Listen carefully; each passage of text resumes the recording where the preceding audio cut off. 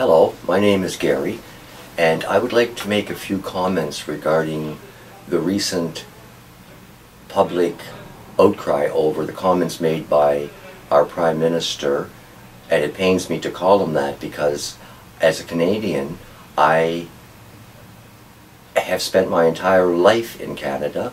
I was born here, I'm a fourth generation Canadian, and I have lived through the administration of 15 Prime Ministers, most of whom made me very proud. This one has made me shamed because he has marginalized a beautiful people and he doesn't know what he's talking about. I feel that his politics are so right-wing as to be dangerous. It's a slippery slope when you marginalize any group of people, when you threaten the freedoms and the liberties of any one of us. You threaten us all. And we have always been a nation that welcomed, where all were welcome. People from every nation. The multiculturalism of Toronto, I lived there for 12 years and I saw an incredible amalgam of people from all over the globe living in harmony and exchanging ideas, cultures, customs, such as Carabana, and it is just simply so un-Canadian of a Prime Minister to make the comments that this Prime Minister has made.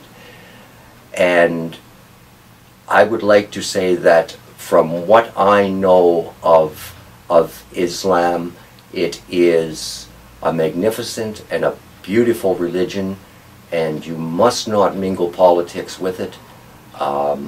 And it has brought an immense value to Canada.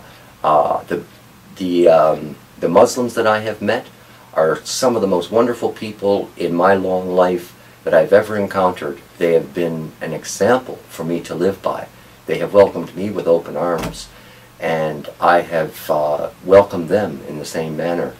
And I just want to say as a Canadian that this Prime Minister does not speak for me, and in most cases he does not speak for me. I have been proud of many Prime Ministers of the past who stood against American aggression and things like forces of racism in the world, and it always made me proud to be a Canadian and to hear them speak all the way back to Diefenbaker and Pearson when I was a child. And I must say that Stephen Harper is a right-wing politician who borders on the kind of thinking that leads to things like racism, and this is the way the Nazis began, by marginalizing groups of people. First you do that, then you dehumanize them, then you make them the enemy, and that is a slippery slope, and that is not the Canadian way. And Mr. Harper, I, as a Canadian, am ashamed that you represent me.